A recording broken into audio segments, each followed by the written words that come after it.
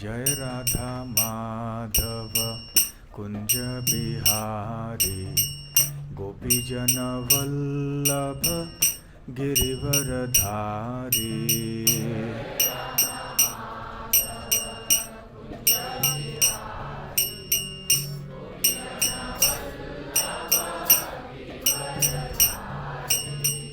यशोदानंदन ब्रज जन रंजन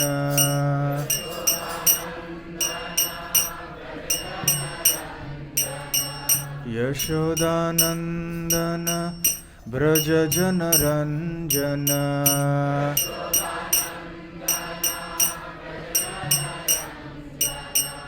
यमुना तीरा वनचारी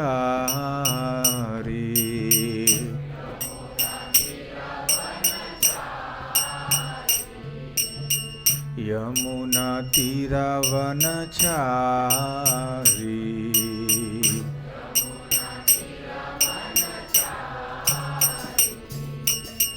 जय राधा माधव कुंज बिहारी गोपीजन वल्लभ गिरिवरधारी।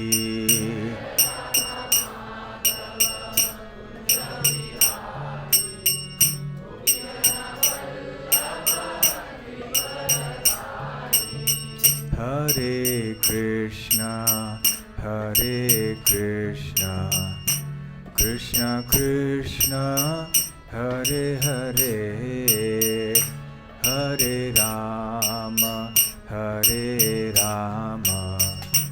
राम राम हरे हरे।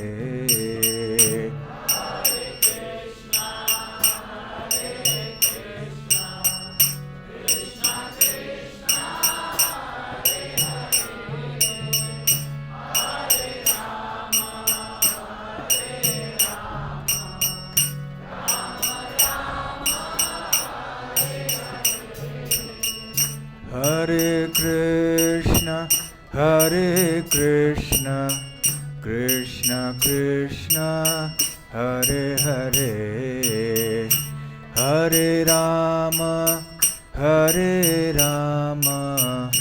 राम राम हरे हरे।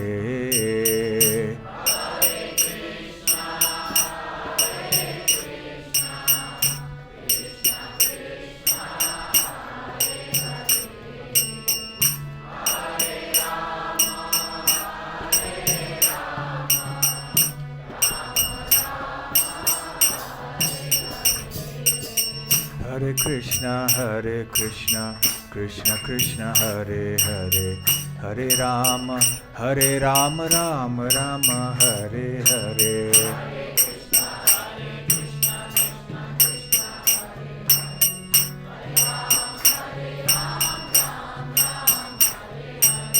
हरे कृष्ण कृष्ण कृष्ण हरे हरे हरे राम राम राम हरे हरे।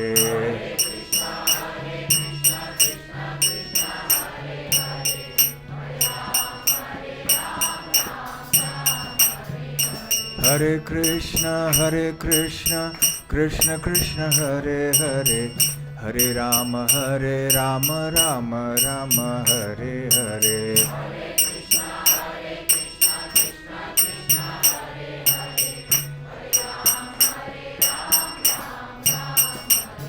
जय राधा गोकुलानंद राधे।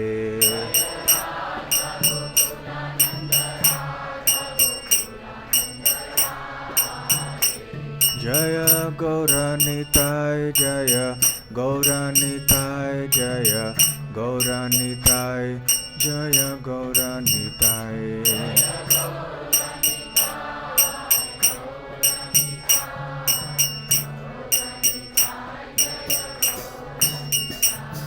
जय जगन्नाथ जय बलदेव जय सुभद्रा जय सुदर्शन।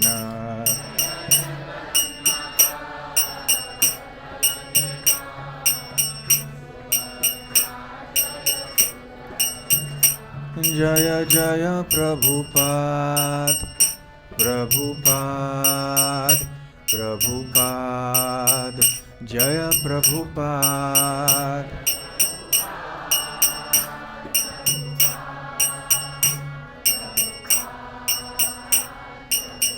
निताय गौर हरि बोल हरि बोल हरि बोल। निताय गौर हरि बोल।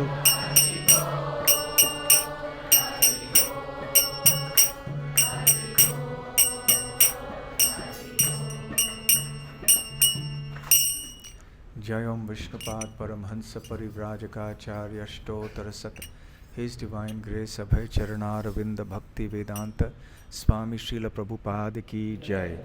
अनंत कोटि वैष्णव वृंद की जय। श्री श्री राधा गोकुलानंद की जय। श्री श्री गौर निताय की जय। श्री श्री जगन्नाथ बलदेव सुभद्रा मई की जय। गंगा देवी की जय। निताय गौर प्रेमानंदे। समवेत भक्त वृंद की जय। समवेत भक्त वृंद की जय। समवेत भक्त वृंद की जय। श्री श्री गुरु गौरांग की जय। ओम अज्ञानतिमिरान्धस्य ज्ञानाञ्जनशलाकया चक्षुरुन्मीलितं येन तस्मै श्रीगुरवे नमः।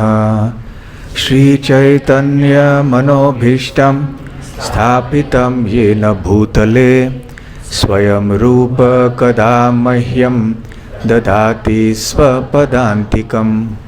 वन्देऽहं श्रीगुरो श्रीयुतपदकमलं श्रीगुरून् वैष्णवांश्च श्रीरूपं साग्रजातं सहगणरघुनाथान्वितं तं सजीवं साद्वैतं सावधूतं परिजनसहितं कृष्णचैतन्यदेवं श्रीराधाकृष्णपादां सहगणललिता श्रीविशाखान्वितांश्च। नमो ॐ विष्णुपादाय कृष्णप्रेष्ठाय भूतले श्रीमते भक्तिवेदान्त स्वामिनिति नामिने। नमस्ते सारस्वते देवे गौरवाणी प्रचारिणे निर्विशेष शून्यवादी पाश्चात्यदेशतारिणे। मुखं करोति वाचालं पंगुं लंघायते गिरिं यत्कृपातमहं वन्दे श्रीगुरून् दीनतारणं। वाञ्छाकल्पतरुभ्यश्च कृपा सिन्धुभ्य एव च पतितानां पावनेभ्यो वैष्णवेभ्यो नमो नमः। नमो महावदान्याय कृष्णप्रेमप्रदायते कृष्णाय कृष्णचैतन्य नाम्ने गौरत्विषे नमः। पञ्चतत्त्वात्मकं कृष्णं भक्तरूपस्वरूपकं भक्तावतारं भक्ताख्यं नमामि भक्तशक्तिकम्। आराध्यो भगवान् व्रजेशतनयस्तद्धाम वृन्दावनम्। रम्या काचिदुपासना व्रजवधू वर्गेण या कल्पिता। श्रीमद्भागवतं प्रमाणममलं प्रेमापुमर्थो महान्। श्रीचैतन्यमहाप्रभोर्मतमिदं तत्रादरः न परः। हे कृष्ण करुणा सिन्धो दीनबन्धो जगत्पते पेश गोपिका कांत राधा कांत नमोस्तुते।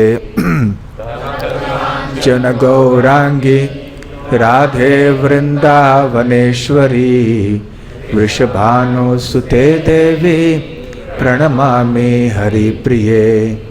जय श्री कृष्ण चैतन्य प्रभु नित्यानंद श्री अद्वैत गदाधर श्रीवासादि गौर भक्त वृंद। हरे कृष्णा कृष्णा कृष्णा हरे हरे हरे राम राम राम हरे हरे। हरे कृष्णा।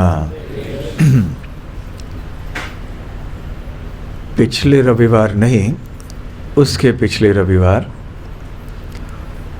गंगा मैया, गंगा नदी की चर्चा हम कर रहे थे। आप में से कितने भक्त उस कथा में नहीं थे? हाथ ऊपर कीजिए। अरे रे रे, इतने सारे नहीं थे। तो जल्दी से फिर उस कथा को दोहराना उचित रहेगा।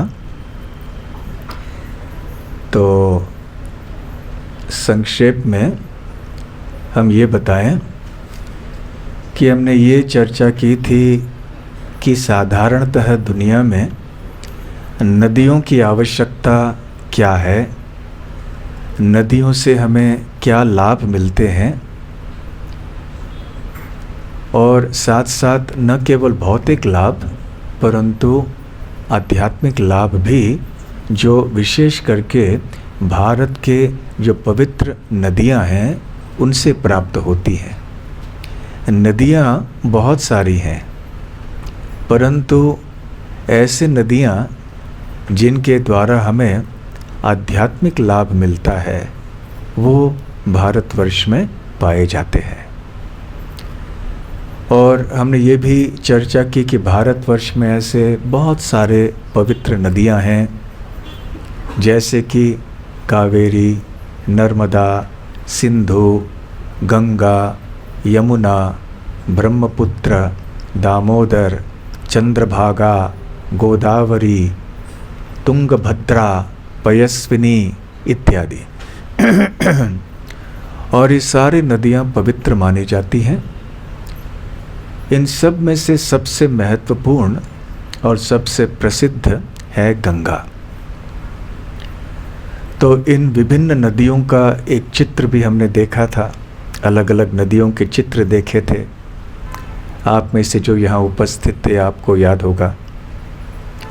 और गंगा नदी की चर्चा जब विशेष रूप से कर रहे थे तो गंगा जी का उद्गम, गंगा नदी का उद्गम कहाँ होता है ये भी हमने देखा था चित्र रूप में। उसका संक्षिप्त वर्णन भी हुआ और कैसे गंगोत्री से प्रारंभ होकर गंगा नदी हिमालय में से बहते हुए नीचे ऋषिकेश और उसके बाद हरिद्वार तक पहुंचती है। आगे चलते चलते वाराणसी, प्रयाग, मायापुर होते हुए बंगाल में गंगा सागर स्थान में समुद्र से गंगा मिलती है। तो इन स्थानों का संक्षेप, इन स्थानों की चर्चा भी संक्षेप में हुई। अभी गंगा देवी के बारे में भी चर्चा हुई। जैसे कि आप सबको पता है कि वैदिक सभ्यता में हर एक ब्रह्मांड के भाग के भीतर के पीछे कोई व्यक्ति रहते हैं। जिस प्रकार से जब ये देश का प्रशासन चलता है तो कोई न कोई व्यक्ति अवश्य रहते हैं। जैसे कोई नगर पालिका के पीछे भी कोई व्यक्ति है, ग्राम पंचायत के पीछे भी कोई व्यक्ति होते हैं, राष्ट्रपति, सरकार जो है केंद्रीय सरकार हो, राज्य सरकार हो, कोई व्यक्ति रहते हैं चीज़ को चलाने के लिए। तो उसी प्रकार से चाहे वो विभिन्न लोक हों, पृथ्वी लोक हो या अन्य लोक हों, चाहे वो महत्वपूर्ण नदियां हों, उनके पीछे विभिन्न कोई देवता या अधिष्ठात्री, कोई देवी रहती हैं। तो गंगा नदी के पीछे भी एक देवी है। उनका मूर्तिमान रूप ऐसा है जैसा अब हम यहाँ पर देख रहे हैं। गंगा देवी के रूप का भी संक्षिप्त वर्णन हमने किया था। अब हम चर्चा करेंगे थोड़ी लीलाओं का श्रीमद् भागवतम और अन्य ग्रंथों से, जिसमें हम ये जानेंगे कि गंगा नदी कहाँ से आई वास्तव में, और भौतिक जगत के भीतर आई कैसे और पृथ्वी लोक पर आई कैसे? गंगोत्री से तो आती है, परंतु गंगोत्री से पहले गंगा जी कहाँ थी, कैसे आई पृथ्वी लोक के ऊपर, इसकी चर्चा करते हैं। इसके लिए हमें श्रीमद् भागवतम के एक महत्वपूर्ण लीला की चर्चा करनी होगी संक्षेप में। आप जानते हैं कि भगवान श्री कृष्ण के विभिन्न अवतार हैं। उनमें से एक अवतार हैं वामन देव। वामन देव को आप देख रहे हैं जो आसन पे विराजमान हैं, जो एक बटु बाल ब्रह्मचारी के रूप में प्रकट हुए। हमें याद रखना है कि ऐसे अवस्था में भी वो भगवान ही रहते हैं। भगवान चाहे कोई भी रूप स्वीकार क्यों न करें, वो भगवान ही रहते हैं हर अवस्था में। बलि महाराज को यज्ञ संपन्न करने जा रहे थे। जब इस बटु ब्रह्मचारी ब्राह्मण को देखा तो उन्होंने कहा कि मैं आपको कुछ दान दूंगा। उन्होंने पूछा आपको क्या चाहिए? वामन देव ने कहा मुझे केवल 3 कदम ज़मीन चाहिए। तो बलि महाराज ने सोचा कि ये जो ब्रह्मचारी है ये बुद्धिमान नहीं है। मैं संपूर्ण विश्व का राजा हूँ, संपूर्ण ब्रह्मांड का प्राय मैं राजा हूँ और मैं कुछ भी दे सकता हूँ। एक लोक है वो भी दे सकता हूँ, बहुत धन दे सकता हूँ। इसे यदि गृहस्थ आश्रम में स्वीकार करना है तो एक पत्नी भी दिला सकता हूँ, परंतु ये मुझसे केवल 3 कदम ज़मीन मांग रहा है, इसलिए मैं समझता हूँ कि ये बुद्धिमान नहीं है। तो बलि महाराज ने समझाने का प्रयास किया वामन देव से कि इतना सब मैं दे सकता हूँ, फिर से सोचिए आप। तो वामन देव ने कहा जो व्यक्ति 3 कदम ज़मीन से संतुष्ट नहीं होगा वो सारे ब्रह्मांड को भी प्राप्त कर लेगा तो संतुष्ट नहीं होगा। इसलिए मैं एक ब्राह्मण होने के नाते मैं 3 कदम ज़मीन से संतुष्ट हूँ। तो जब बलि महाराज ने हाँ कह दिया तो वामन देव ने अपना पहला कदम लिया। इसके पहले बलि महाराज के जो कुल गुरु थे शुक्राचार्य, वो समझ गए कि ये कोई छल कर रहे हैं भगवान विष्णु। ये जो बालक है ये कोई साधारण बालक नहीं है, ये स्वयं भगवान है। तो देखिए बलि महाराज सामने हैं और उनके पीछे शुक्राचार्य है। वो उनको समझाने का प्रयास कर रहे हैं कि नहीं इस बच्चे के धोखे में पड़ना नहीं, बातों में पड़ना नहीं, ये एक धोखा है। ये भगवान विष्णु है जो तुम्हारा सब कुछ हड़प करने के लिए आया है। परंतु बलि महाराज ने कहा कि आप किस तरह के गुरु हैं? गुरु को चाहिए कि वो शिष्य को भगवान के निकट ले आए, भगवान के चरण कमलों में शरणागति कैसे स्वीकार करनी है उसे सिखाए। इसके बजाय आप हमें भगवान से दूर ले जा रहे हैं। और यदि ये बच्चा वास्तव में भगवान है तो मेरा अहो सौभाग्य है कि मुझे इनकी सेवा इस प्रकार से करने का अवसर मिल रहा है। तो उन्होंने जाके हाँ कह दिया। तो वामन देव ने क्या किया? अपना पहला कदम उठाया। वो विराट रूप उन्होंने स्वीकार कर लिया। उनके सामने तो छोटे बच्चे के रूप में बैठे थे, वो भी बटु। लेकिन जब बलि महाराज ने हाँ कह दिया तो वामन देव ने अपना शरीर बड़ा कर दिया।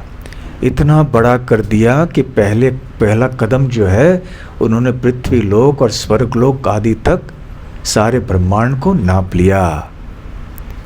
फिर दूसरा कदम लेना था, ये तो केवल पहला कदम हुआ। आश्चर्यचकित होकर बलि महाराज देखते रह गए। उनकी इस सभा में जितने भी और लोग थे वो भी देखते रह गए। उधर शुक्राचार्य को तो पता ही था कि ये भी सब खत्म हो गया, परंतु बलि महाराज ने ऐसे नहीं सोचा। फिर दूसरे कदम से वामन देव ने स्वर्गलोक के बाद अपने चरण कमल रखे ब्रह्मांड के आवरण में। श्रीमद् भागवतम में वर्णन है कि हर एक ब्रह्मांड की का आकार जो है अंडे के बराबर है, इसलिए अंड ब्रह्म अंड। तो ब्रह्मांड का आकार एक अंडे का है और इस ब्रह्मांड के आवरण है, 7 प्रकार के आवरण हैं, एक के बाद एक के बाद एक।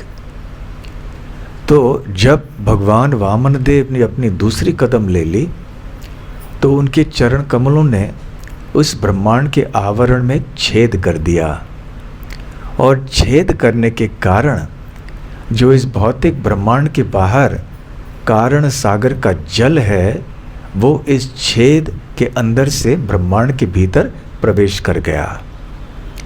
श्रीमद् भागवतम में और अन्य शास्त्रों में और विशेष रूप से चैतन्य चरितामृत में ये वर्णन है कि अनंत कोटि ब्रह्मांड हैं इस भौतिक सृष्टि में। ये सारे छोटे छोटे अंडों के समान है भगवान के दृष्टिकोण से। भले हमारे दृष्टिकोण से ये बहुत बड़े लगे हमारे लिए, यहाँ तक कि हमारे वैज्ञानिक कुछ समझ नहीं पा रहे हैं कि इसकी चौड़ाई, लंबाई आदि गहराई कितनी है, परंतु भगवान की दृष्टि से देखा जाए तो हर एक ब्रह्मांड उनके शरीर के रोम छिद्रों से उत्पन्न होता है, और सारे ब्रह्मांड उनके जितने भी रोम छिद्र हैं उनसे उत्पन्न होकर बाहर निकलते हैं, बड़े होते जाते हैं। जैसे भगवान, जैसे हरे कृष्णा हरे कृष्णा, जैसे भगवान महाविष्णु सांस बाहर लेते हैं वैसे वैसे ये ब्रह्मांड बाहर निकल के उनसे दूर चले जाते हैं, बड़े होते जाते हैं। और जब भगवान महाविष्णु सांस लेते हैं तो ये सारे ब्रह्मांड उनमें समा जाते हैं। तो इतने सारे ब्रह्मांड हैं। तो ये सारे ब्रह्मांड तैर रहे होते हैं एक ऐसे समुद्र में जिसको कहते हैं कारण सागर, क्योंकि ये कारण सागर भौतिक सृष्टि और आध्यात्मिक सृष्टि के बीच में है। आध्यात्मिक सृष्टि है वैकुंठ जगत, जहाँ पे भगवान श्री कृष्ण अपने विभिन्न रूपों में विभिन्न लोकों में निवास करते हैं। उन लोकों को वैकुंठ लोक कहते हैं। तो ये कारण सागर है जहाँ की महाविष्णु शयन करते हैं, इसलिए इनको न केवल महाविष्णु कहा जाता है, बिल और कौन सा नाम है उनका? कारणोदकशायी विष्णु, कारण उदकशायी विष्णु। उदक अर्थात जल, तो कारण के जल में शयन करने वाले ये महाविष्णु हैं। तो इस जल को कारण सागर क्यों कहा गया है? क्योंकि ये भौतिक सृष्टि का कारण है। इसमें महाविष्णु शयन करते हैं और फिर उनसे ये अनंत कोटि ब्रह्मांड उत्पन्न होते हैं। तो क्योंकि ये सारे ब्रह्मांड कारण सागर में स्थित हैं, तो जब वामन देव के चरण कमलों के द्वारा ब्रह्मांड के आवरण में छेद हो गया तो इस कारण जल का एक बूंद अंदर प्रविष्ट हुआ, एक बूंद। परंतु कारण सागर का एक बूंद तो हमारे लिए बहुत ज़्यादा है। जैसे समझ लीजिए कोई चींटी है ज़मीन के ऊपर, हम एक बूंद पानी उसके ऊपर डालते हैं। डालना नहीं चाहिए, ऐसे चींटियों के भी ऊपर प्रहार या नहीं करना चाहिए, हमें नुकसान नहीं पहुंचाना चाहिए। परंतु एक उदाहरण के तौर से कह रहे हैं कि हमारे लिए तो ये एक बूंद है, परंतु चींटी के लिए क्या है? मृत्यु है। उनके लिए तो एक बाढ़ है, मानो कि आसमान से कुछ ऐसे भयंकर वर्षा हो गई कि वो डूब ही जाएगा वहाँ पे। तो उसी प्रकार से हमारे लिए गंगा तो इतनी बड़ी नदी है, ब्रह्मांड भर में वो विचरण करती हैं, परंतु वो है कारण सागर की एक बूंद। तो ये बूंद जो है ये वामन देव के चरण कमलों का स्पर्श करते हुए प्रविष्ट हो गई। उधर वामन देव ने बलि महाराज से कहा कि अब मैं तीसरा कदम कहाँ रखूं? 2 कदम ले लिया, आपने ये वचन दिया था कि आप 3 कदम ज़मीन मुझे देंगे, मैंने तो 2 कदम ही लिए हैं। तो वह बलि महाराज समझ गए कि हाँ, ये तो स्वयं भगवान विष्णु हैं और मेरा हो सौभाग्य है कि इनके शरण ग्रहण करने का अवसर मुझे मिला है। तो और कोई उपाय न देखते हुए बलि महाराज ने वामन देव के सामने झुक के प्रणाम करके कहा, मेरे सर के ऊपर आपका तीसरा कदम रख दीजिए। इस प्रकार से बलि महाराज का जीवन धन्य हो गया। तो चलिए यहाँ हम गंगा की कथा कर रहे हैं। तो जैसे ये कारण सागर का जल अंदर आया इस ब्रह्मांड के, तो भगवान वामन देव के चरण कमलों को धोकर आया। भगवान के चरण कमल में एक लालिमा होती है, उनके चरण कमलों में कुमकुम आदि ऐसे शुभ या मंगल वस्तुएं होती हैं। तो जब गंगा जल ने भगवान के चरण कमलों का स्पर्श किया तो गंगा के जल में भी एक लालिमा आ गई, गुलाबी रंग हल्का सा आ गया। और इस प्रकार से ये जल अंदर आया। अंदर आके पहले सीधे ध्रुव तारा ध्रुव लोक में गया। आप यहाँ भी ध्रुव लोक को देख सकते हैं। आपने से कितने भक्तों ने रात को आसमान में देखकर कौन से तारे हैं, नक्षत्र है आदि देखने का प्रयास किया? हाथ ऊपर कीजिए। ये कौन सा नक्षत्र है, कौन सी राशि आपने प्रयास किया होगा? तो ठीक उत्तर दिशा में आप देखेंगे तो आपको ध्रुव लोक, ध्रुव तारा दिखाई पड़ेगा, लगभग उसी दिशा में। तो ये एक ध्रुव तारा है, ध्रुव लोक। तो यहाँ पर गंगा जी का जल पहले आया और यहाँ से आके वो फिर धीरे से सप्तर्षि लोक में गंगा जी का जल आया। अब क्योंकि गंगा जी ने स्पर्श किया था भगवान विष्णु के चरण कमलों को, ब्रह्मांड के भीतर आते हुए गंगा का स्पर्श भगवान के चरण कमलों से हुआ था, उनके पदों से। इसलिए गंगा जी का और एक नाम है विष्णुपदी, जो भगवान विष्णु के पद या चरण कमलों से उत्पन्न होती हैं। और क्योंकि ये विष्णुपदी आके पहले सीधे ध्रुव लोक के में आके स्पर्श उन्होंने की, इसलिए ध्रुव लोक का और एक नाम है विष्णुपद। और वहाँ पर ध्रुव महाराज, जिनका नाम आपने सुना होगा, निवास करते हैं और वो प्रतिदिन वहाँ स्नान करते हैं, गंगा जी का जल जो है अपने सर पे स्वीकार करते हैं। तो ध्रुव लोक से फिर सप्तर्षि लोक में गंगा चलती हैं और गंगा वहाँ सप्तर्षि लोक से आगे चल के चंद्रलोक में जाती हैं।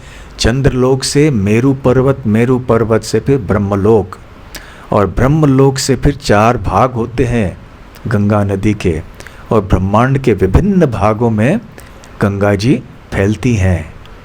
उनका एक भाग ये भारतवर्ष में अर्थात इस पृथ्वी लोक में आकर प्रविष्ट होता है।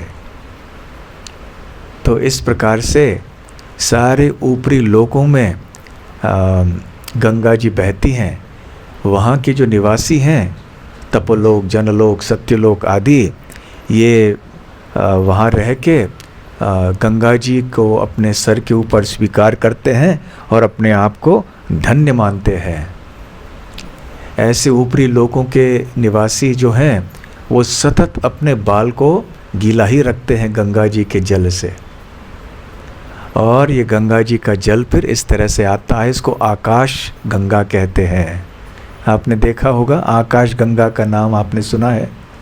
आसमान में अब भी आप देख पाएंगे। अंग्रेजी में इसको मिल्की वे कहते हैं। तो खैर, आकाश गंगा के रूप से वो गंगा बह रही हैं सारे ब्रह्मांड में। जो योगी जन होते हैं, यहाँ पर भी एक बार प्रभुपाद जी कहते थे कि वो हरिद्वार में या ऋषिकेश में गंगा में डुबकी लगाते हैं और जल के भीतर अपनी योग शक्ति से चलते हैं, तैरते हैं, और बहुत ही कम समय में, कई क्षणों में वो कलकत्ता पहुंच जाते हैं। तो कहाँ ऋषिकेश, कहाँ और कलकत्ता कहाँ। परंतु गंगा जी का आश्रय लेके वो बहुत जल्दी अपने योग सिद्धि के बल पर वो यात्रा करते हैं भ्रमण करते हैं। ठीक उसी प्रकार से ब्रह्मांड के जो ऊपरी लोक हैं, तपलोक, जनलोक, सत्यलोक इत्यादि, वहाँ के जो और भी श्रेष्ठ योगी हैं, यहाँ के जो योगी हैं वो तो कुछ भी नहीं है उन योगियों के सामने। तो वो योगी इतने सक्षम हैं कि वो ब्रह्मांड में ऐसे गंगा जी का आश्रय लेकर पूरे ब्रह्मांड में भ्रमण कर सकते हैं, यहाँ तक आ सकते हैं। तो गंगा की जल का आश्रय लेकर वो पूरे ब्रह्मांड को सैर करते हुए यहाँ पर पृथ्वी लोक पे आ सकते हैं बहुत कम समय में। तो ऐसे भी होता है। तो इस प्रकार से गंगा माता ऊपरी लोकों में ही भ्रमण करती हैं। ये काफ़ी समय तक ऐसे ही हुआ। ऊपर वहाँ पे जैसे पिछली बार हम कह रहे थे, गंगा देवी का नाम है, कोई बताएंगे? मंदाकिनी। फिर जब पृथ्वी लोक पे आती हैं उनका नाम है गंगा। और रसातल आदि में जाती हैं भोगवती। और पितृलोक में जहाँ यमराज निवास करते हैं उनका नाम है वैतरणी। तो इस प्रकार से गंगा जी संपूर्ण ब्रह्मांड में बहती हैं। भू भुव स्वः, भूलोक, भुवरलोक और स्वर्गलोक में भी बहती हैं। यह ब्रह्मांड के ऊपर के लोकों में, मध्य श्रेणी के लोकों में और निम्न श्रेणी के लोकों में। निम्न श्रेणी अर्थात जो रसातल, पाताल इत्यादि हैं, अतल, सुतल, वितल, तलातल, पाताल इत्यादि। इसलिए गंगा जी का और एक नाम है त्रिपथगा। त्रिपथगा, तीनों ब्रह्मांड के भागों में चलती हैं या त्रिपथगामिनी। इस प्रकार से गंगा जी भ्रमण करती हैं। तो अब यह विषय, इस विषय की चर्चा करेंगे कि ऊपर स्वर्ग लोकों में और ऊपरी लोकों में भ्रमण करने वाली गंगा देवी यहाँ पर पृथ्वी लोक पर कैसे आई। तो इसके पीछे श्रीमद् भागवतम के 9वें स्कंध में एक कथा है। महाराज सगर नाम के एक राजा थे और इस राजा के 2 पत्नियां थीं। एक पत्नी का नाम था सुमति, दूसरे का केशिनी। तो सुमति महारानी के 60,000 पुत्र थे। तो एक बार महाराज सगर ने अश्वमेध यज्ञ संपन्न किया। इस यज्ञ में घोड़े को बाहर भेजा जाता है और घोड़ा जहाँ चाहे वहाँ भ्रमण करता है। और हर एक राज्य में जहाँ घोड़ा जाता है, यदि कोई इसको विरोध करेगा तो फिर इस राजा की सेना उस सेना से युद्ध करती है और उनको परास्त करके उस राज्य को भी अपना भाग बना लेती है, कम से कम उस राजा को अपने अधीन बना लेती है। तो ऐसे हुआ कि इंद्रदेव ने ये घोड़ा चुरा लिया, छुपा लिया। तो जब छुपा लिया तो सगर महाराज के 60,000 पुत्र, सुमति के पुत्र, इस घोड़े को ढूंढने के लिए गए। ढूंढते ढूंढते ढूंढते वो उस स्थान में गए जहाँ आज गंगा सागर है। याद रखिए उस समय गंगा पृथ्वी पर नहीं थी। कपिल मुनि वहाँ अपने आश्रम में तपस्या कर रहे थे। तो इन 60,000 राजकुमारों ने सोचा, क्योंकि वहाँ घोड़े को देखा उन्होंने, तो उन्होंने सोचा कि क्या इस मुनि ने घोड़े को ज़बरदस्ती चोरी कर लिया है। तो उनके बड़े आक्रमणात्मक भाव से वो आगे आ रहे थे। कपिल मुनि ने अपनी आंखें खोली, अपने तप बल से एक अग्नि उत्पन्न करके इन 60,000 राजकुमारों को भस्म कर दिया और राख रूप में भस्म होकर वो वहीं पर पड़े रहे। अब महाराज सगर की दूसरी पत्नी केशिनी थी। केशिनी के एक पुत्र थे जिनका नाम था असमंजस। वो पुत्र ठीक नहीं था, परंतु असमंजस के एक और पुत्र थे जिनका नाम था अंशुमान। वो बहुत ही धर्मपरायण था और ये अंशुमान ने ढूंढने का प्रयास किया कि मेरे जो वो भाई हैं वो कहाँ चले गए, मेरे चाचा कहाँ चले गए, क्या हुआ उनका। ऐसे ढूंढते ढूंढते वो कपिल मुनि के आश्रम तक पहुँचे और उन्होंने देखा कि यहाँ पर ढेर सारा जो है भस्म पड़ा हुआ है इनके शरीर। समझ गए कि मेरे 60,000 चाचा जो हैं ये इनके शरीर के अस्थि आदि हैं। तो कपिल मुनि के सामने हाथ जोड़कर आए। कपिल मुनि समझ गए कि ये तो बहुत सौम्य बच्चा लगता है, तो ये आक्रमणात्मक भाव से नहीं आ रहा है। तो वो समझ गए कि अपने चाचाओं के उद्धार के लिए आया है। तो उन्होंने पूछा जब अंशुमान ने कि इनका उद्धार कैसे होगा, तो कपिल मुनि ने कहा कि केवल गंगा देवी जब यहाँ बहेंगी, उनके जल का स्पर्श जब इनके अस्थियों से होगा तब इनका उद्धार होगा। तो इसलिए वैदिक सभ्यता में मृत्यु के बाद जब शरीर स्मशान में जलाया जाता है, दहन क्रिया के बाद फिर जब अस्थियां मिल जाती हैं तो अस्थियों को गंगा जी आदि में डालते हैं, किसी पवित्र नदी में, जलाशय में डालते हैं ताकि उनका उद्धार हो जाए। उस पूर्वज का या उस व्यक्ति का उद्धार का अर्थ क्या है कि कम से कम वो पापों से मुक्त हो जाए। तो इन्होंने तो बहुत बड़ा अपराध किया था, तो इनका उद्धार करना था। तो अभी अंशुमान ने बहुत तपस्या की, परंतु गंगा जी को यहाँ पर नहीं ले आ पाए पृथ्वी लोक पर। फिर उनके पुत्र थे जिनका नाम था दिलीप महाराज। उन्होंने भी अपना सारा जीवन तपस्या में बिता दिया, परंतु वो भी गंगा देवी को पृथ्वी में आने के लिए नहीं ला पाए। और फिर उनके पुत्र थे जिनका नाम था भगीरथ। तो भगीरथ महाराज ने तपस्या की, गंगा देवी से निवेदन किया, गंगा देवी प्रसन्न हुई और उन्होंने कहा मैं आने के लिए तैयार हूँ, परंतु दो समस्याएं हैं। एक समस्या ये है कि मेरे जो जल का वेग है वो इतना तीव्र होगा कि कोई सहन नहीं कर पाएगा, और इस तरह से मेरा जल जब गिरेगा पृथ्वी के ऊपर, पृथ्वी को बहा के ले जाएगा। इसलिए ऐसे कोई मेरे जल के प्रवाह को रोकने के लिए कोई साधन आपको ढूंढना होगा। और दूसरी बात, जब मेरा जल पृथ्वी लोक के ऊपर बहेगा तो पापी लोग आके इस जल में स्नान करेंगे और अपने पाप मुझ में डाल देंगे, तो ये बोझ मेरे लिए सहन करना बहुत मुश्किल हो जाएगा। तो फिर भगीरथ महाराज ने उनको आश्वासन दिलाया कि मैं शिवजी को प्रसन्न करने के लिए तपस्या करूँगा। शिवजी अपने जटाओं में आपके जल के प्रवाह को धारण कर पाएंगे, और जहाँ तक पापी लोगों का आपके जल में स्नान करने का प्रश्न है, चिंता मत कीजिए। जो बेलगाम के शुद्ध भक्त हैं, जब ये सारे भक्त राधा गोकुलानंद मंदिर में आके गंगा जी में स्नान करेंगे तो वो आपके अंदर जो भी जल पाप है वो नष्ट हो जाएंगे। नहीं, उन्होंने ऐसा नहीं कहा। उन्होंने ऐसे कहा कि जब महान वैष्णव आपके जल में स्नान करेंगे तो आपके जल में जो भी पाप आदि भरे हुए हैं इन व्यक्तियों के द्वारा, वो सब धुल जाएंगे, उनका प्रभाव नष्ट हो जाएगा। तो गंगा देवी तैयार हो गई। लंबे समय तक भगीरथ महाराज ने शिवजी को प्रसन्न करने का प्रयास किया। शिवजी प्रसन्न हुए। वो तो आशुतोष हैं जो जल्दी संतुष्ट हो जाते हैं।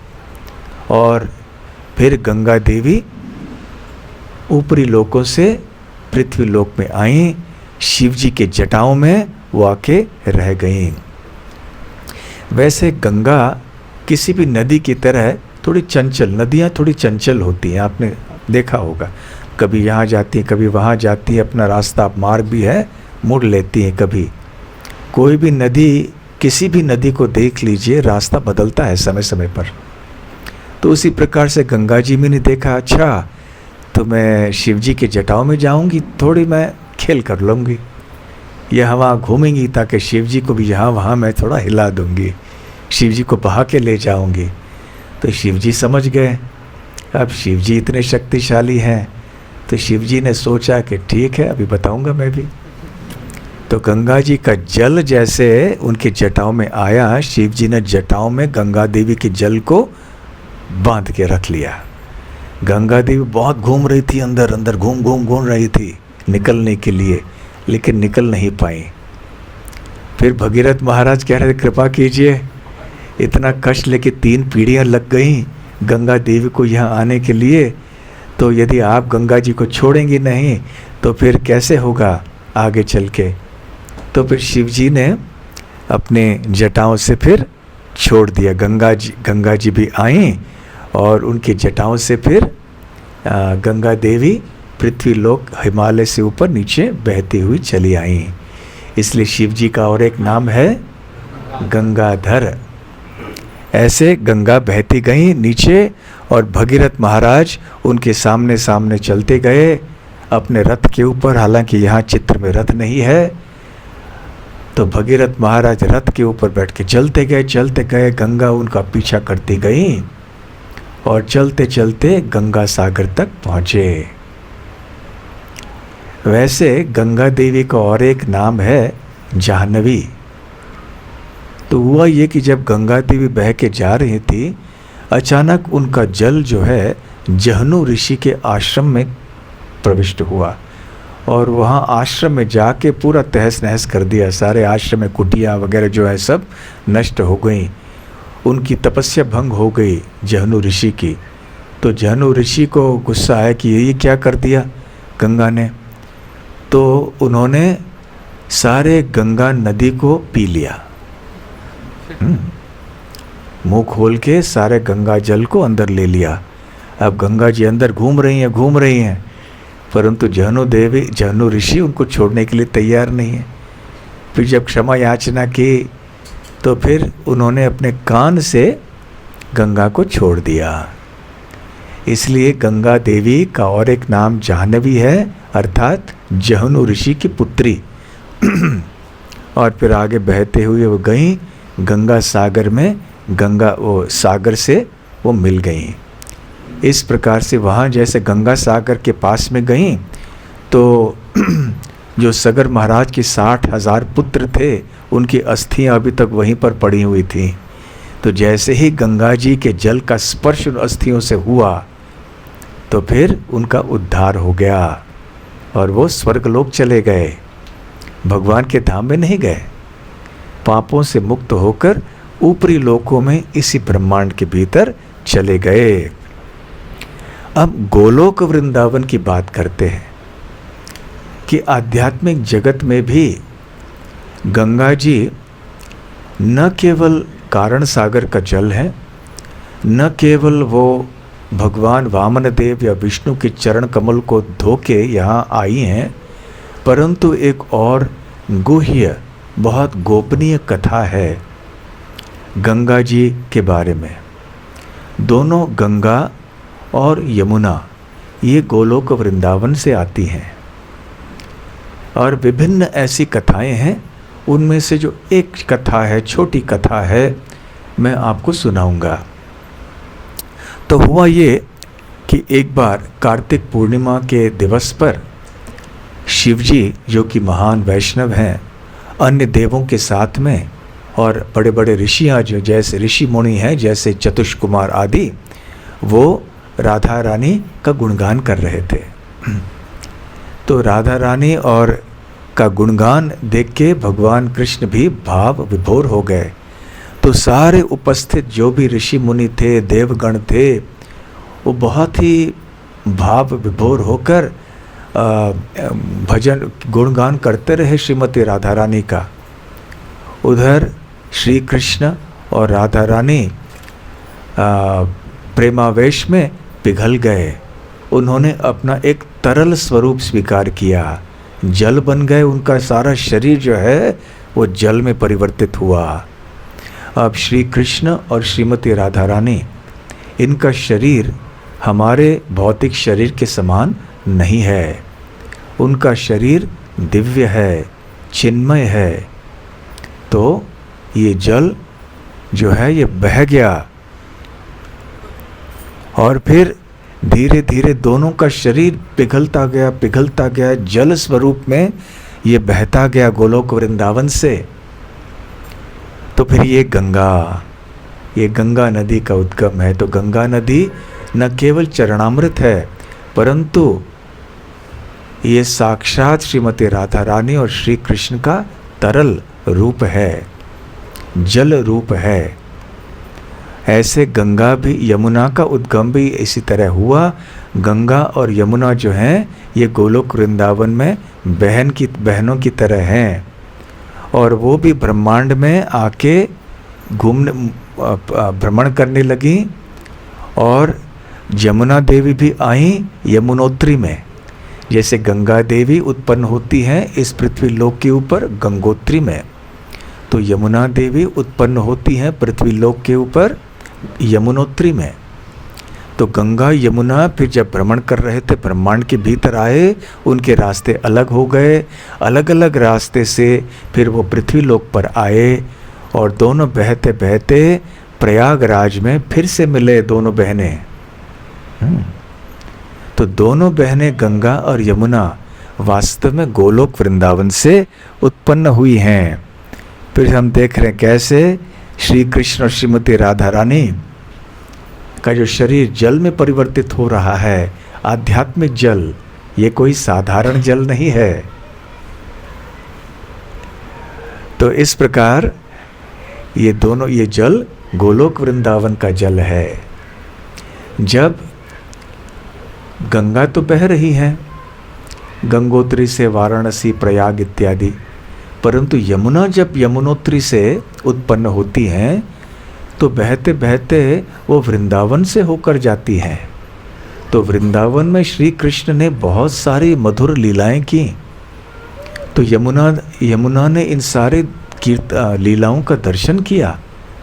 कितनी सौभाग्यशाली थी वो।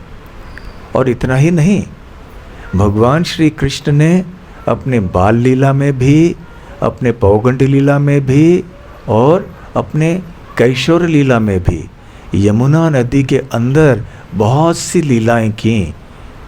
यमुना में स्नान किया, और आप तो कालिया दमन लीला की तो सुन चुके हैं। तो फिर अपने कैशोर अवस्था में यमुना नदी में जाके स्नान करते थे गोपियों के साथ में, नौका विहार भी करते थे यमुना में।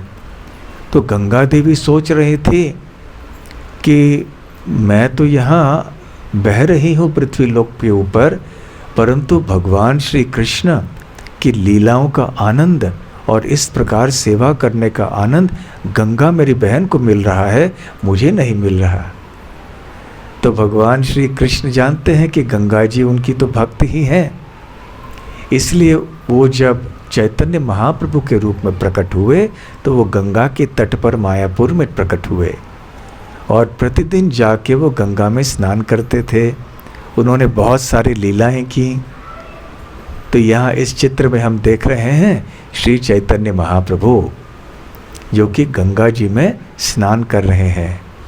इस प्रकार वही श्री कृष्ण जो यमुना में स्नान करते थे, लीला करते थे वृंदावन में, केवल 500 वर्ष पूर्व अब मायापुर में आके गंगा में भी स्नान करने लगे, उनमें भी लीलाएं करने लगे। इस प्रकार गंगा देवी भी संतुष्ट हो गई। अब गंगा स्नान की बात करते हैं। गंगा में स्नान करना ये एक तपस्या का महत्वपूर्ण अंग माना गया है। वैसे हम में से कितने लोग हैं जो कि वन में जा सकते हैं, घर छोड़ के जंगल में बैठ के तपस्या करना आदि, ये सब के लिए तो संभव नहीं है। बल्कि कलयुग में ऐसे प्राय किसी के लिए ये संभव है, दुर्लभ ही है, बहुत मुश्किल है। और ऐसे करेंगे भी तो भगवान कलयुग में इस तरह से प्राप्त नहीं होते हैं। कलयुग में भगवान प्राप्त होते हैं भक्तों के संग में आके भगवान का गुणगान करने से। परंतु साथ साथ श्रील प्रभुपाद जी समझाते हैं कि कम से कम हमें थोड़ी तपस्या तो करनी चाहिए। और तपस्या की चर्चा करते करते श्रील प्रभुपाद जी कहते हैं कि हमें भी ये जब संभव हो हमें गंगा, यमुना आदि में जाके स्नान करना चाहिए। और फिर प्रभुपाद कहते हैं कि इसलिए हमने मायापुर में और वृंदावन में हमारे बहुत बड़े शाखाएं, मंदिर आदि बनाए हैं, ताकि संस्था विश्व भर में जो हमारे संस्था के भक्त हैं वो यहाँ पर आके गंगा और यमुना में स्नान कर सकें और भगवान की सेवा कर सकें। तो गंगा जी में स्नान करने की जो विधि है या एक तपस्या है, ये संस्कृति है, सभ्यता है, बहुत प्राचीन है। तो ऐसे बताया जाता है कि गंगा जी में स्नान करने से आंतरिक लाभ भी होता है, बाह्य लाभ भी होता है। संक्षेप रूप में इस बारे में चर्चा पिछली बार की थी। तो कैसे लाभ होता है, चलिए हम गंगा जल का पान करने का लाभ पहले देखते हैं। वैसे आजकल तो गंगा जी में बहुत प्रदूषण हो रहा है, बहुत सारे लोग तरह तरह की चीज़ें गंगा में डालते रहते हैं, परंतु पहले ऐसे नहीं हुआ करता था। हमारे देश में इस प्रकार की संस्कृति थी कि साधारण से साधारण लोग भी जानते थे कि गंगा यमुना ऐसे पवित्र नदियों को कभी भी प्रदूषित नहीं करना चाहिए। तो इसलिए प्रभुपाद जी अपने उपदेशामृत ग्रंथ के तात्पर्य में भी कहते हैं कि जो लोग आध्यात्मिक तत्व को जानते हैं वो हर अवस्था में गंगा नदी में स्नान करने के लिए तैयार होते हैं। गंगा जी में थोड़ी गंदगी देखकर पीछे नहीं हटते हैं, उस गंदगी को कभी वो दूर भी कर देते हैं और फिर भी जाके गंगा में स्नान करते हैं। तो इस प्रकार से वो जानते हैं कि गंगा जी का जल साधारण नहीं है, ये भौतिक जल नहीं है, और इसके कई प्रमाण हैं। कई वैज्ञानिकों ने ऐसे संशोधन भी किया हुआ है अपने अपने प्रयोगशालाओं में। जैसे बाकी जो जल है, साधारण जल, वो फिर दूषित हो जाता है, उसके दुर्गुण आ जाते हैं पानी को बहुत लंबे समय तक रखने के लिए, परंतु गंगा जल के साथ ऐसे नहीं होता है। साथ साथ में गंगा जल का पान करने से हमारी बीमारियां भी दूर हो जाती हैं। परंतु हाँ, आजकल क्योंकि इतने सारी चीज़ें मिलाए जाते हैं, तो गंगा जल के साथ साथ हम जो दूसरी चीज़ें ले रहे हैं उनसे तो हानि पहुंचती है। परंतु यदि शुद्ध गंगा जल हम ले लें, जैसे हिमालय में आदि ऋषिकेश आदि पाए जाते हैं, और इस जल का पान हम नियमित रूप से करें, तो हम हमारे बीमारियों से भी मुक्त हो सकते हैं। तो श्रील प्रभुपाद जी एक बार एक तात्पर्य में कहते हैं कि उनकी पहचान के एक ब्राह्मण थे जो वरिष्ठ थे, बहुत बुजुर्ग थे, और उनकी आदत थी कि प्रतिदिन वो गंगा जी में स्नान करते थे और गंगा जल का पान करते थे, और कभी भी बीमार नहीं पड़े। और जब बीमार हो भी जाते थे तो किसी दवाई या औषध नहीं लेते थे, केवल गंगा जल का पान करते थे और ठीक हो जाते थे। इसी प्रकार से वो स्वस्थ रहे जीवन भर। हम ऐसा भी नहीं कह रहे हैं कि अगली बार आप बीमार पड़ जाएं तो डॉक्टर के पास नहीं जाएं, नहीं तो कल कोई बीमार हो जाए, कुछ हो जाए, फिर हमें दोष देंगे कि हमने मंदिर में ऐसी कथा सुनी। जो उचित है अपने स्वास्थ्य के लिए आप कीजिए, परंतु हम कहना चाह रहे हैं कि देखो कितना नुकसान हमने आपको करा दिया है कि पहले गंगा जल को प्रदूषित न करके हम शुद्ध गंगा जल का पान करते थे और हमारी बीमारियों से भी मुक्त हो जाते थे। स्नान करने से बाहर की बीमारियां चली जाती थी, चर्म रोग आदि, और अंदर की भी बीमारियां जो हैं, पेट की बीमारी हो या किसी और तरह की बीमारी हो, वो भी दूर चली जाती थी गंगा जी का पान करने से। इसलिए प्रभुपाद जी ने इसके ऊपर भी बहुत जोर दिया। एक बार जब वो बहुत बीमार थे वृंदावन में, तो उन्होंने कहा मुझे ऋषिकेश ले जाओ। वो ऋषिकेश में गए और वहाँ पे गंगा के तट पे वो थोड़े समय के लिए रहे, और उस समय वो बहुत वृद्ध थे, इसलिए उतर के गंगा में स्नान करना उनके लिए संभव नहीं था, परंतु रोज़ गंगा जल उनके लिए लाया जाता था। वो गंगा जी का पान करते थे, गंगा जी से वो के जल से स्नान करते थे। तो ऐसे गंगा जी के नियमित रूप से शुद्ध गंगा जल के का पान करने से बीमारियां भी दूर हो जाती हैं, शारीरिक दृष्टि पे से शरीर भी स्वच्छ हो जाता है। तो ये बाह्य लाभ है गंगा स्नान का।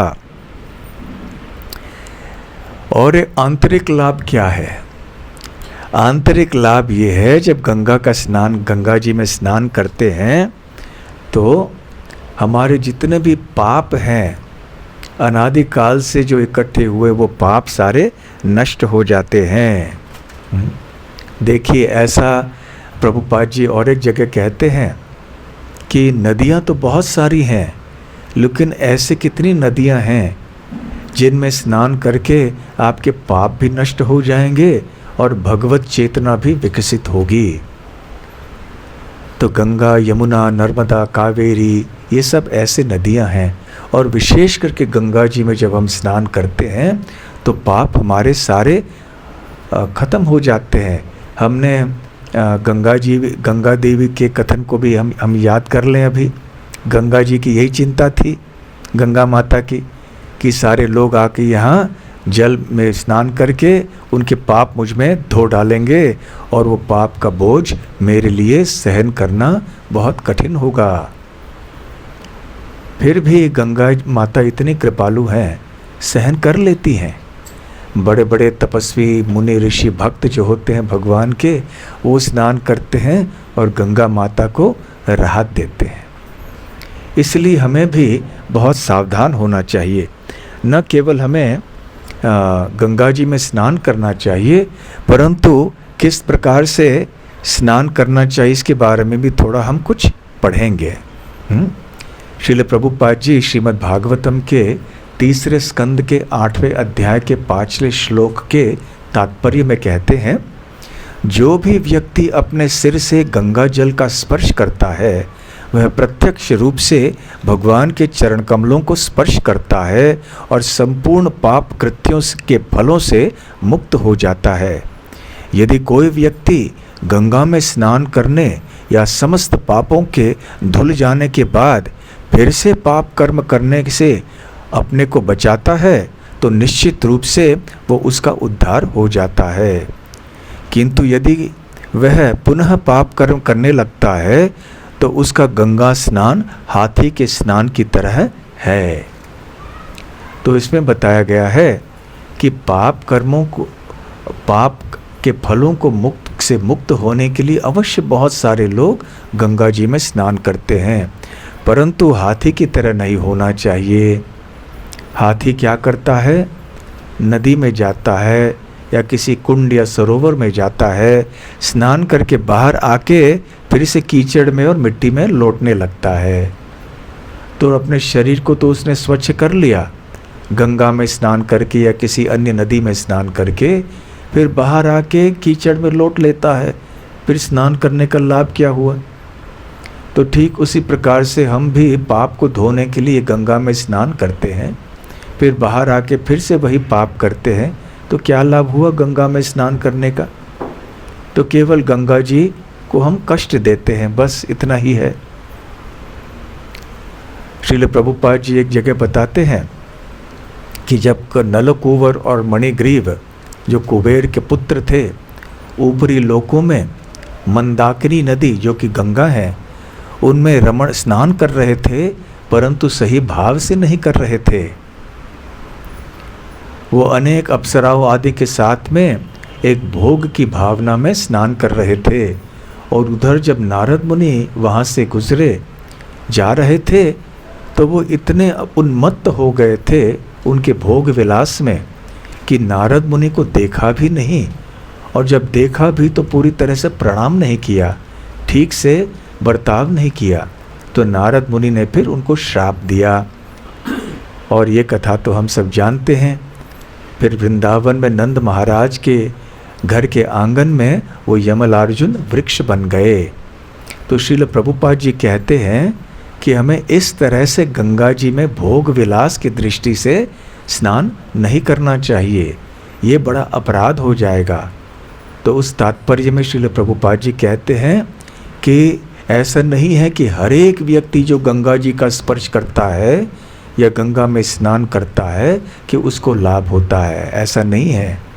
जो सही भावना में स्नान करता है उसको लाभ होता है, और कहीं गलत भावना से स्नान करता है तो उसका लाभ नहीं होगा।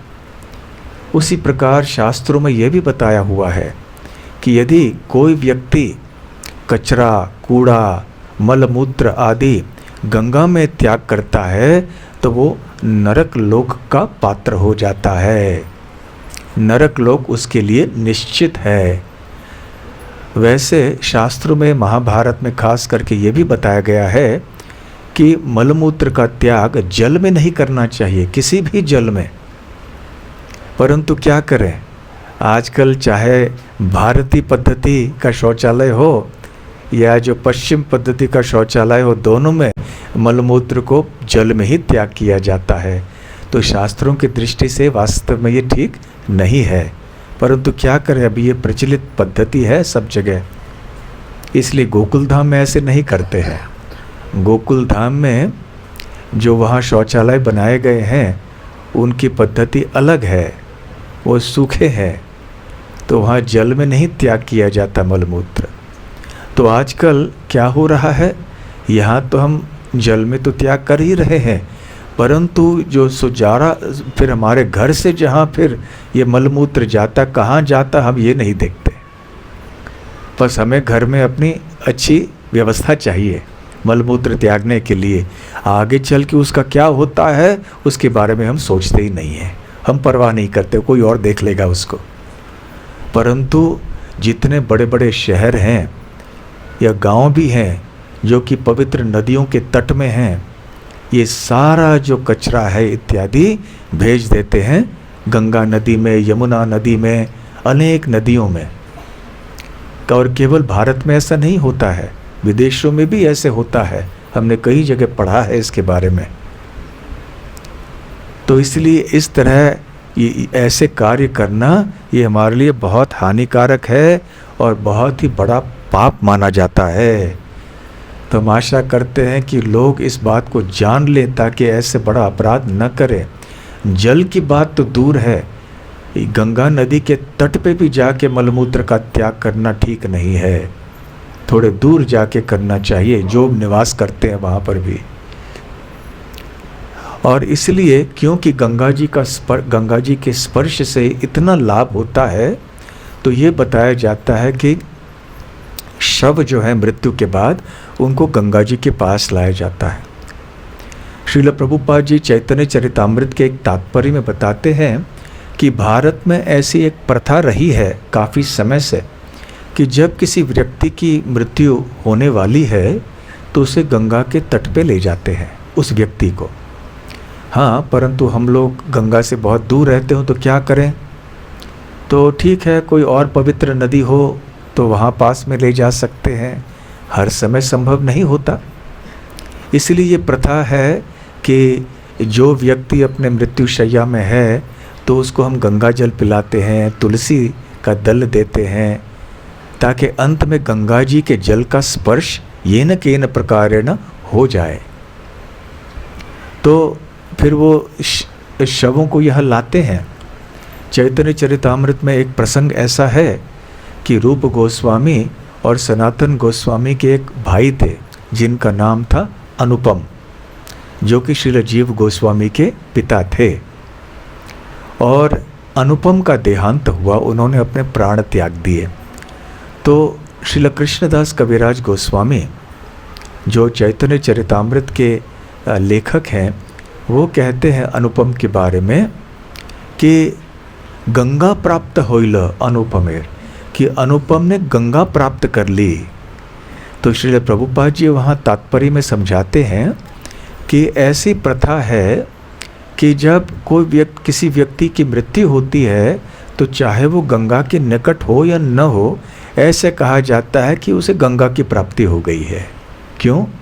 क्योंकि गंगा जी विष्णुपदी हैं, तो भगवान विष्णु के पद से उत्पन्न होती हैं, इसलिए गंगा की प्राप्ति करना अर्थात भगवान विष्णु के चरण कमलों की प्राप्ति करना। इसलिए अंतिम समय में गंगा जी, यमुना जी ऐसे पवित्र नदियों के जल का स्पर्श आवश्यक माना जाता है, बहुत लाभदायक माना जाता है। तो इस प्रकार से शव गंगा के तट पे लाए जाते हैं। आप देखिए वाराणसी हो या अनेक स्थानों में गया हो तो शवों को फिर स्पर्श किया जाता है ऐसे, और फिर आगे चल के अस्थि विसर्जन तो होता ही है। आपको पता है जब दहन क्रिया तो हो जाती है स्मशान में, फिर 1-2 दिन के बाद फिर अस्थियां जो हैं वो ली जाती हैं, रिश्तेदार लेके उसे गंगा, यमुना ऐसे स्थानों में फिर अस्थियों का विसर्जन करते हैं। आपको याद होगा सगर महाराज के 60,000 पुत्रों के साथ ऐसे ही हुआ ना। इसलिए तो सगर महाराज से लेकर भगीरथ महाराज तक सब चिंतित थे कि हमारे ये 60,000 राजकुमारों का उद्धार कैसे होगा। तो इसलिए अस्थियों का विसर्जन करना आवश्यक है। थोड़े दिन पहले, 2-3 महीने पहले, विदेश के एक हमारे पहचान के भक्त हैं, उनका फ़ोन आया कि उनके घर में किसी की मृत्यु हो गई या होने वाली थी प्राय, और बस थोड़ा ही समय बचा था।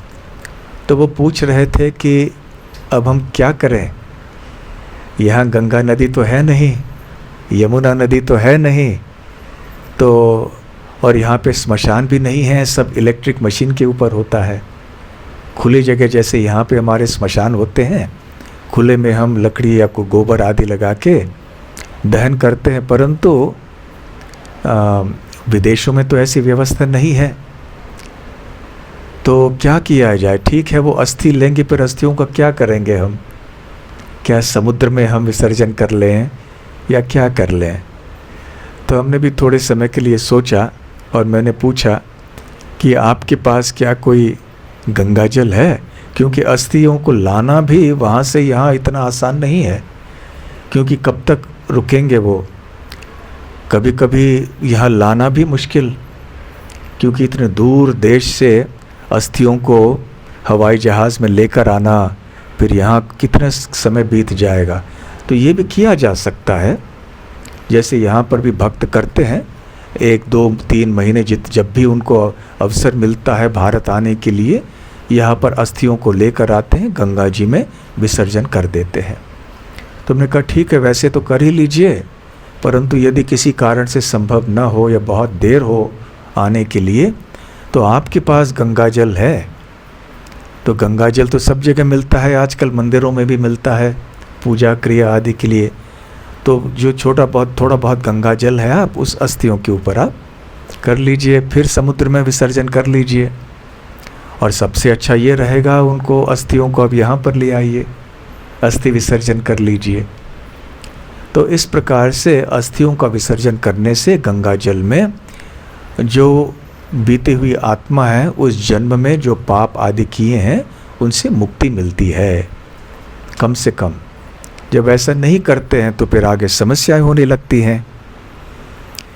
तो ये सब हो गए। चलिए, पहले हमने भौतिक स्तर के लाभों की चर्चा की, गंगा जल में स्नान करने से हम रोग मुक्त हो जाते हैं इत्यादि। फिर और थोड़ी सूक्ष्म स्तर पर गए कि हम पापों से मुक्त हो जाते हैं, चाहे जीवित अवस्था में हो या मृत्यु के बाद हमारे अस्थियों के संबंध में हो। और आगे जाते हैं और ऊंचे स्तर पे आते हैं और भक्ति की बात करते हैं।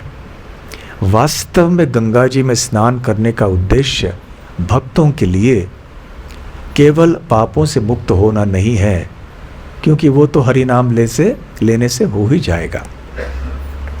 केवल अपने बीमारियों को मुक्त करना नहीं है, परंतु गंगा जी में स्नान करना, गंगा जी की उपासना आदि करना, इसका मुख्य उद्देश्य है हमारे हृदय में भगवान श्री कृष्ण के प्रति भक्ति की वृद्धि कराना। क्योंकि गंगा जी भी परम वैष्णवी हैं, भक्त हैं भगवान की। और हम जब गंगा जी में स्नान करते हैं इस भाव से, तो अवश्य गंगा जी हमारे ऊपर कृपा करेंगे। और अपराधों से मुक्त होने के लिए भी चैतन्य चरितामृत में बताया जा रहा है, चैतन्य महाप्रभु भी कहते हैं कि जब कोई व्यक्ति हरिनाम के प्रति अपराध करता है या ऐसे कोई बुरा कार्य कर, तो उसे गंगा जी में कपड़ों सहित स्नान करना चाहिए। तो प्रभुपाद जी यहाँ स्नान कर रहे हैं वृद्ध अवस्था में भी। ये हालांकि यमुना नदी है, फिर भी गंगा एक स्नान का चित्र हमें नहीं मिला, फिर भी गंगा यमुना एक ही हैं। तो प्रभुपाद जी भी यहाँ पर अपने वृद्ध अवस्था में भी स्नान करते थे, क्योंकि भक्ति का लाभ बहुत होता है। और जिस प्रकार से नकारात्मक या गलत भाव से स्नान करने से कितनी हानि पहुँचती है व्यक्ति को, उतना ही अधिक लाभ पहुँचता है यदि कोई व्यक्ति सकारात्मक भक्ति भाव से स्नान करे तो इसलिए श्रील प्रभुपाद जी ने भी हमें ये उपदेश दिया है अपने उदाहरण से।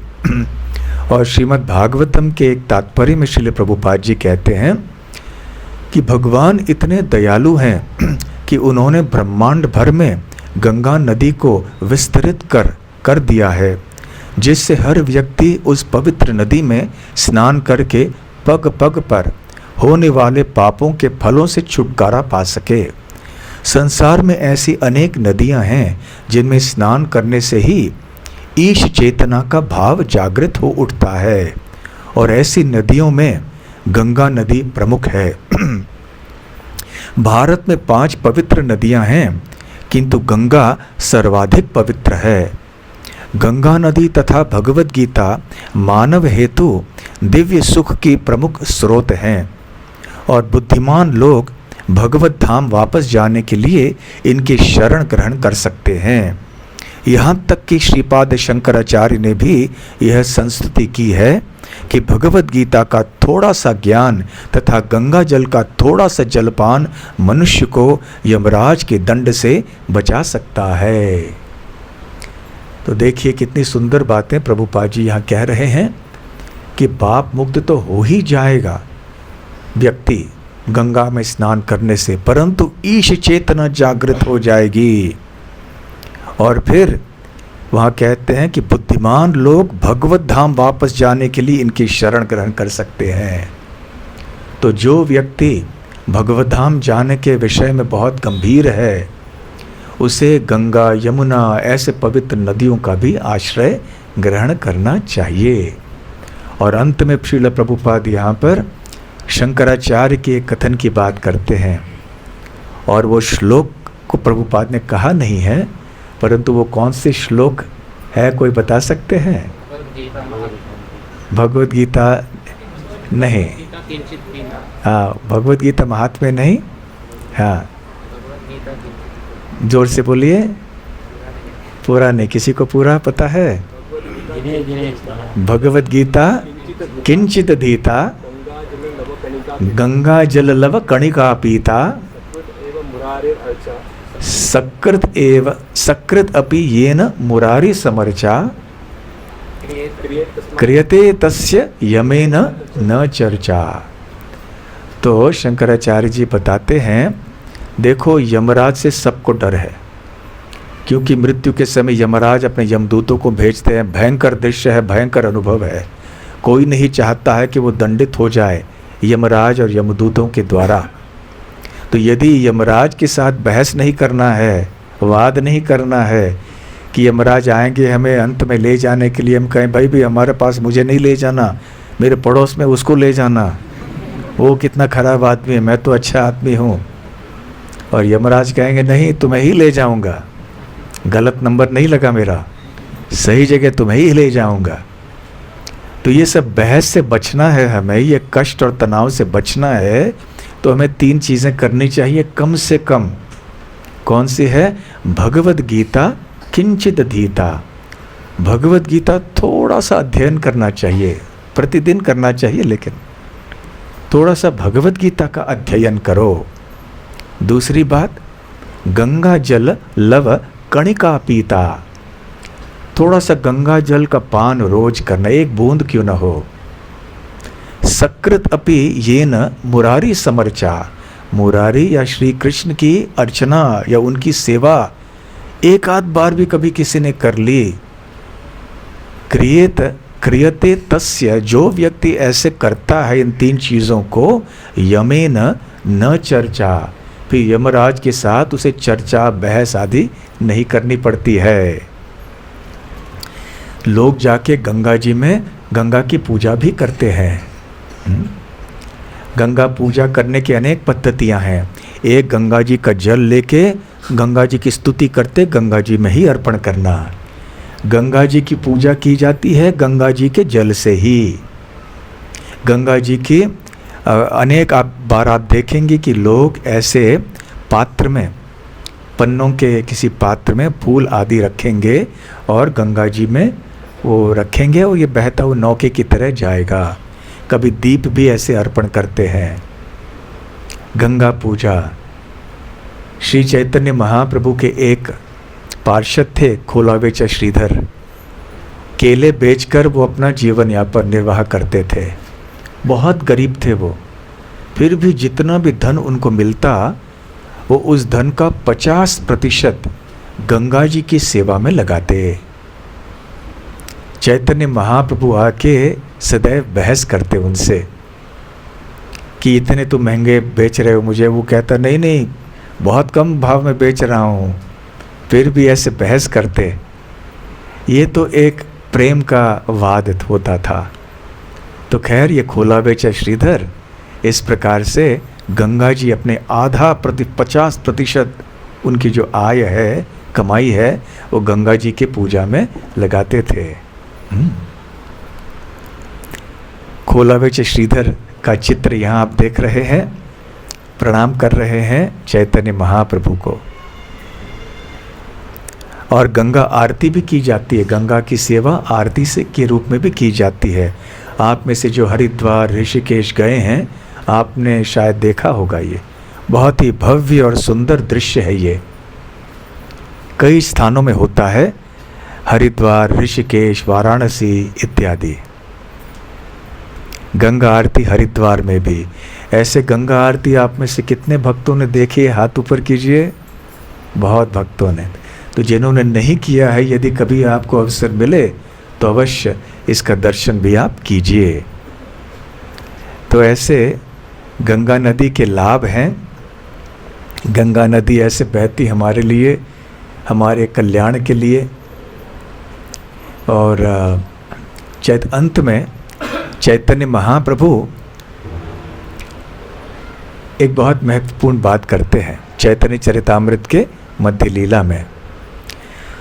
दारु जल रूपे कृष्ण प्रकट संप्रति, दर्शन स्नान करे जीवेर मुक्ति।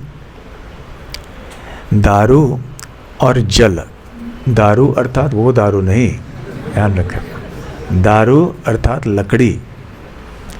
लकड़ी और जल, इन 2 रूपों में श्री कृष्ण प्रकट हुए हैं। और दर्शन स्नाने करे जीवेर मुक्ति। तो जो लकड़ी के रूप में, दारू के रूप में वो प्रकट हुए हैं, उनका दर्शन जब होता है और जल रूप में जब वो प्रकट हुए हैं, तो उस जल में स्नान करने से फिर व्यक्ति की मुक्ति होती है। तो भगवान क्या कहते हैं? भगवान कृष्ण विशेष करके इस युग में 2 रूप में प्रकट हुए हैं। कौन से?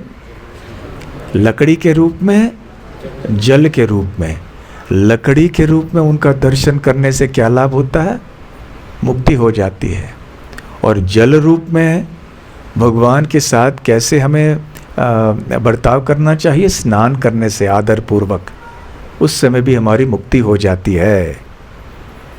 दारु ब्रह्म रूपे साक्षात श्री पुरुषोत्तम, भागीरथी हन साक्षात जल ब्रह्म सम। तो दारू रूप में जब भगवान कृष्ण प्रकट होते हैं, वो है श्री जगन्नाथ, जगन्नाथपुरी में। तो उनका दर्शन करने मात्र से हम मुक्त हो जाएंगे। और जल रूप में भागीरथी हन साक्षात जल ब्रह्म सम। तो गंगा जी साक्षात जल ब्रह्म हैं, वो श्री कृष्ण के रूप हैं। उनमें स्नान करके हमारा उद्धार हो जाता है। हरे कृष्णा कृष्णा कृष्णा हरे हरे, हरे राम राम राम हरे हरे। गंगा मैया की जय। श्रील प्रभुपाद की जय। गौर प्रेमानंदे हरि हरि बोल। आगे आप चाहे तो हम अलग अलग पवित्र नदियों के बारे में इसी तरह से चर्चा कर सकते हैं। हरे कृष्णा। नदियों के बारे में आप सुनना चाहते हैं, हमारे पवित्र नदियों के बारे में, तो इसी तरह से चित्र के द्वारा करने का प्रयास करेंगे जब संभव हो तब। हरे कृष्णा। हाँ, प्रश्न थोड़े बहुत दो चार हैं, पूछ लीजिए। हरे कृष्ण महाराज जी, दो प्रश्न हैं। और पहले चित्र में गंगा मैया का चित्र था, उसमें त्रिनेत्र था, मतलब शिव जी जैसे ही उनको भी और एक नेत्र है उसमें। वास्तव में जो आध्यात्मिक जीवन में आगे बढ़े हुए होते हैं उनकी एक ये विशेष दृष्टि होती है, इसलिए कभी कभी ऐसे दिखाया जाता है। परंतु और सूक्ष्मता से देखते हैं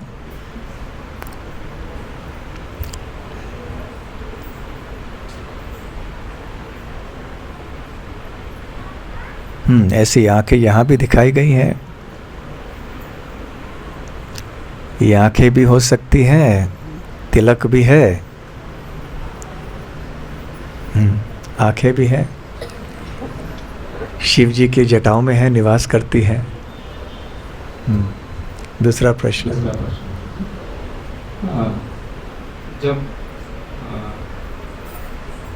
कभी हम शौचालय में जाते हैं या स्नान करने के लिए जाते हैं, जैसे हम राइट दाहिने कान में डालते हैं, वो जन्म ऋषि के कारण कुछ है कि वहाँ से गंगा निकलती है, ऐसे पवित्र नदियाँ रहती है, ऐसे सुना नहीं।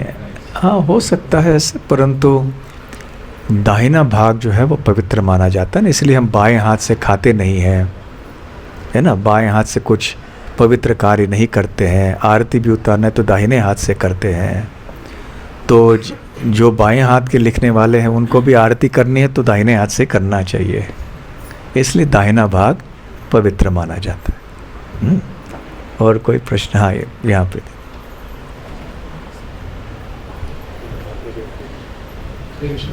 हरे कृष्ण। जो कभी कभी ऐसा बोलते हैं गंगा में या फिर पवित्र नदी में गायत्री जप करना चाहिए, तो उसका क्या महत्व है, कैसे करना चाहिए? ऐसे बताया जाता है कि जब हम किसी पवित्र नदी में जाते हैं तो कमर तक जल में रह के सही दिशा में मुख करके हमें गायत्री मंत्र का जप करना चाहिए। ऐसे एक प्रथा है। संध्या जो खास करके करते हैं वंदन, वो नदी के भीतर की करें तो इस तरह से करना चाहिए। सही दिशा क्या है? सही दिशा मतलब जिन्होंने दूसरी दीक्षा ली है वो आप जानते हैं, 3 बार गायत्री मंत्रों का जप होता है। सुबह और दोपहर पूर्व की दिशा में मुख करके जप करना चाहिए, और शाम की जो गायत्री होती है वो या तो पश्चिम दिशा या उत्तर दिशा, कोई कहते हैं पश्चिम, कोई कहते हैं उत्तर, इन दिशाओं में मुख करके करना चाहिए। महाराज की गंगा के तट पर रहना यदि भाग्य की बात है, या उसमें जैसे आज की स्थिति है कि गंगा के तट पे जहाँ पे है तो वहाँ पे गंगा का ही पानी इस्तेमाल होता है, तो घरों में शौचालय में भी गंगा का ही है, तो उसको इस तरह से हमें व्यवहार में लाना ये तो अच्छा नहीं है। तो कैसे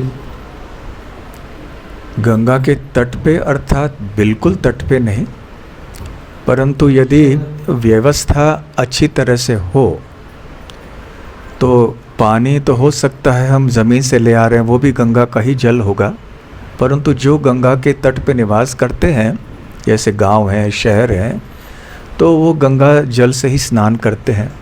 जो भी कार्य करते हैं, भोजन पकाना हो, शौच, वो तो गंगा जल से ही करते हैं, और तो कोई जल है नहीं उनके पास, तो फिर ठीक है।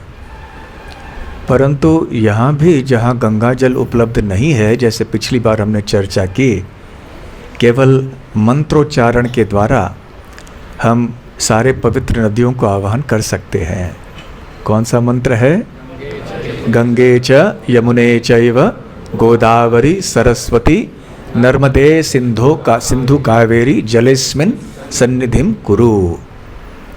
इस प्रकार से जल जैसे जो पूजा सेवा अर्चा विग्रह की सेवा करते हैं वो अच्छी तरह से इस मंत्र को जानते हैं, और आप में से न भी जानते हो तो अपने स्नान के जल को आप इस तरह से गंगा जल यमुना जल बना सकते हैं इस मंत्र के उच्चारण के द्वारा। ठीक है? हाँ, हरे कृष्णा।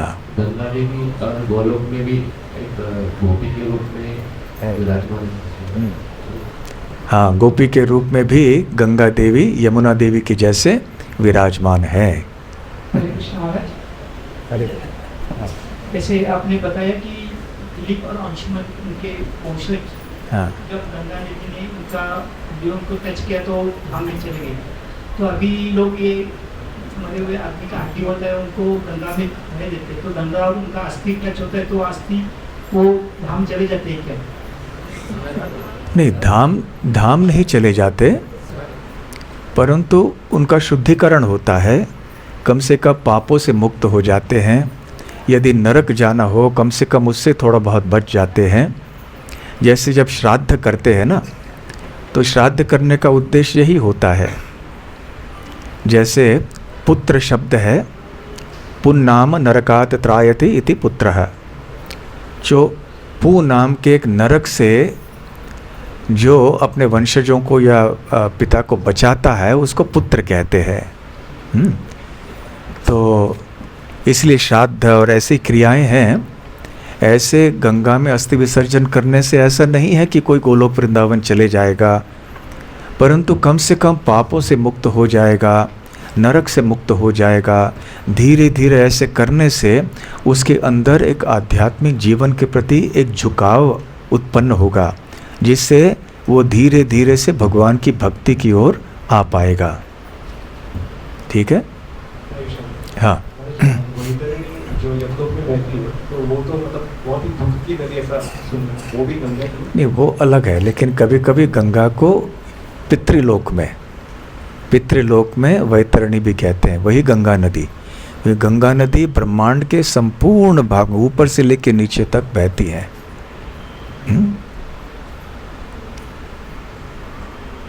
गंगा में जो जीव हैं वो मुक्त हैं क्या, या धाम को जाते हैं क्या? जो प्राणी गंगा के भीतर रहते हैं वो तो बहुत भाग्यवान हैं, भले वो जलचर प्राणी क्यों न हो, बहुत भाग्यवान है। उनका उद्धार तो होता है, और हो सकता है गंगा मैया के स्पर्श से उन्हें कोई अगला विशेष जन्म प्राप्त हो जिससे वो भक्ति में आगे बढ़ पाए। ठीक है, तो बहुत बहुत धन्यवाद। हाँ, अगर कंपैरिजन किए तो गंगा नदी किसी कारण से, तो प्रश्न ये है कि यमुना श्रेष्ठ है या गंगा श्रेष्ठ है? एक दृष्टि से दोनों एक ही हैं, बहनें हैं, गोलोक वृंदावन से आती हैं। एक दृष्टि से कोई अंतर नहीं है, परंतु दूसरे दृष्टि से देखा जाए तो श्रील जीव गोस्वामी ने ये साबित करके दिखाया कि सबसे पवित्र गंगा है, परंतु गंगा को भी और पवित्र किया जाए तो वो यमुना है। क्योंकि भगवान श्री कृष्ण की बहुत ही जो गुह्य लीलाएं हैं तरुण अवस्था में या कैशोर अवस्था में, वो सारे यमुना नदी में भी हुए। हरे कृष्णा। श्रील प्रभुपाद की जय। गौर प्रेमानंदे। हरि हरि बोल। हरे कृष्णा।